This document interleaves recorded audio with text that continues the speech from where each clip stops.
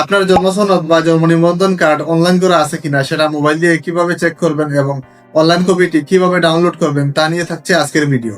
তো ভিডিওটি স্কিপ না করে সম্পূর্ণ ভিডিওটি দেখবেন এবং সবার কাছে শেয়ার করে দিবেন।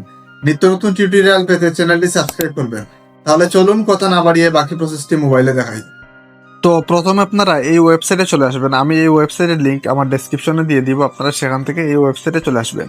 তারপরে নিচে দেখতে পাচ্ছেন যে বার্থ রেজিস্ট্রেশন নাম্বার নামে একটা ঘর আছে। তো এই ঘরের ভিতরে আপনার জন্ম নিবন্ধন কার্ডের যে 17টা অক্ষর আছে, আপনারা 17টা অক্ষর এখানে বসায় দিবেন। তারপরে আপনার জন্ম নিবন্ধন কার্ডে যে ডেট অফ বার্থ আছে, আপনারা ডেট অফ বার্থটা এখানে বসায় দিবেন। তো আমি এখানে জন্ম নিবন্ধন কার্ডের 17টা অক্ষর এখানে বসায় দিব, তারপরে ডেট অফ বার্থ দিয়ে দিব। তো আমি জন্ম নিবন্ধনের 17টা নাম্বার এখানে বসায় দিচ্ছি, তারপর ডেট অফ বার্থ দিয়ে দিব। তো আরেকটি কথা বলে রাখি, ডেট অফ বার্থ দেওয়ার সময় আপনারা প্রথমে বছর দিয়ে দিবেন, তারপরে মাস দিয়ে দিবেন।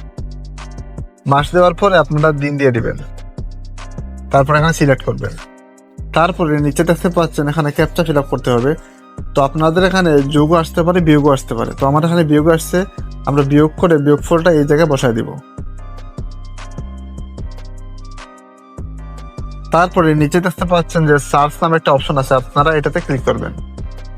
তো সার্চ দেওয়ার পরে আপনারা দেখতে পাচ্ছেন আমাদের বার্থ সার্টিফিকেটটা কিন্তু এখানে চলে আসছে।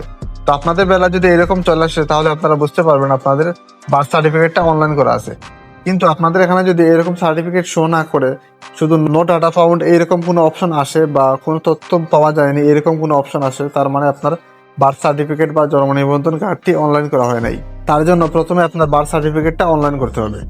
তো আমাদের এই বার্থ সার্টিফিকেটটা অনলাইন করা আছে। তো আরো ভালোভাবে বোঝার জন্য আমরা থ্রি ডট আইকন আছে উপরে দেখতে পাচ্ছেন, আপনারা থ্রি ডট আইকনে ক্লিক করবেন। থ্রি ডট আইকনে ক্লিক করার পরে নিচে দেখতে পাচ্ছেন যে ডেস্কটপ সাইট নামে একটা অপশন আছে, আপনারা এটা টিক মার্ক দিয়ে দিবেন।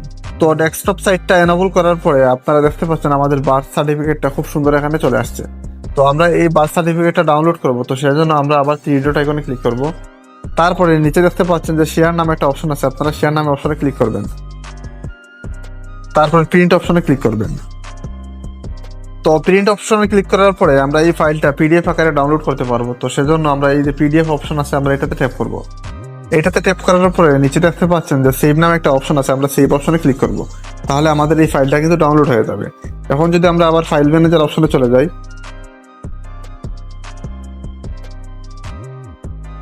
এটাতে ক্লিক করার পরে আপনারা দেখতে পাচ্ছেন আমাদের বার্থ সার্টিফিকেট এখানে ডাউনলোড হয়ে গেছে। তো আমরা এটাতে যদি ক্লিক করি তাহলে আমরা আমাদের জন্ম নিবন্ধন কার্ড বা বার্থ সার্টিফিকেট এখানে খুব সহজেই দেখতে পারবো। তো এইভাবেই আপনারা খুব সহজেই বুঝতে পারবেন আপনাদের জন্ম নিবন্ধন কার্ডটি অনলাইন করা আছে কিনা। আমি এই ওয়েবসাইটের লিঙ্কটা আমার ডেসক্রিপশনে দিয়ে দিব, আপনারা সেখান থেকে আপনাদের বার্থ সার্টিফিকেটটি চেক করে নেবেন। তো আজকের ভিডিওটা এই পর্যন্ত ছিল, দেখা হবে পরবর্তী কোনো নতুন ভিডিওতে। সবাই ভালো থাকবেন, আল্লাহ হাফেজ।